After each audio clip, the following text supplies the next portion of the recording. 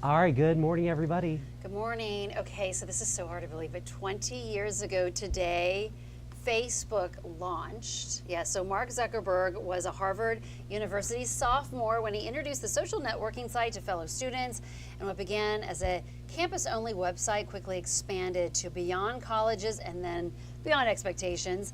Now, 2 decades after its launch, the social media giant continues to show unprecedented staying power. Facebook, of course, currently reaches more than 2 billion users every day. Wow, and so much about Facebook has changed over that time.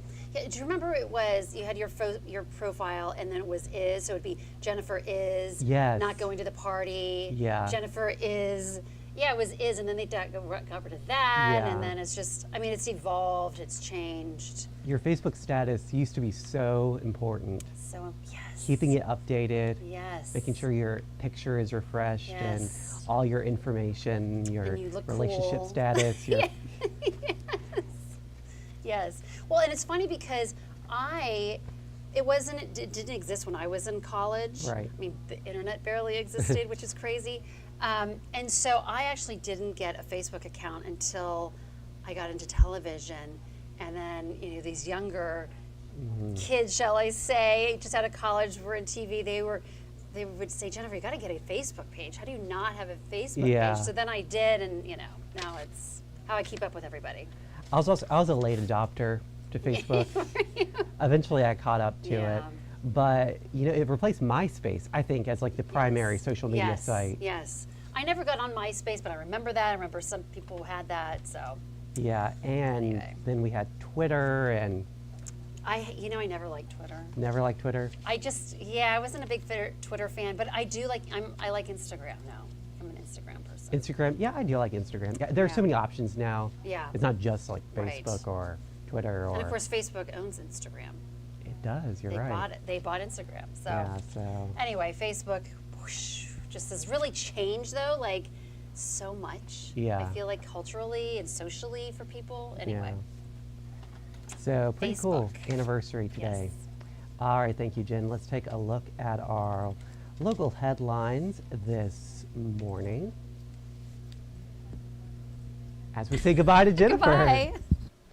All right, well, schools in Albemarle County will finally reopen this morning after students missed 7 days of class due to the snow and ice, but road conditions were not the only reason for the extended closure. The district says Monday a chunk of ice dislodged off the top of a bus and struck a vehicle. Luckily, nobody was hurt. The division says it is reopening this morning since it was able to finish clearing off the ice of all the school buses.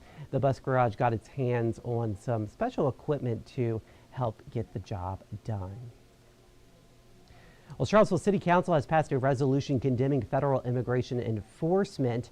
The measure also sets guidelines on how the city will and will not cooperate with federal agents. Charlottesville will not assist immigration enforcement unless a specific agreement is made.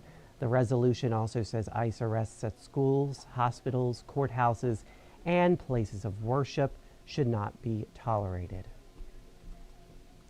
Charlottesville City Council also signing off on the plan to create Mel's Walk along a portion of West Main Street. Melvin Walker died in 2024 after nearly 40 years at Mel's Cafe and really made a name for himself. For customers, his impact stretched far beyond his restaurant, from generosity to mentorship.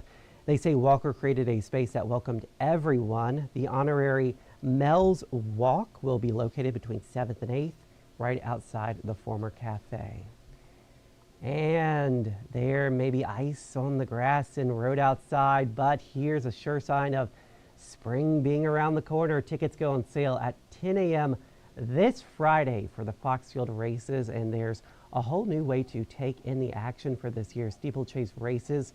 Turf Club tickets give you full service race day experience with infield parking, VIP tent access, food, and a bar and private restrooms. And I think we would all appreciate at this point some spring weather, but we are of course going to have to wait for it, be patient. You heard the groundhog, right? Yeah, 6 more weeks. I sure did. I was hoping he would be wrong, but looking at our forecast, I'm not quite sure. Yeah.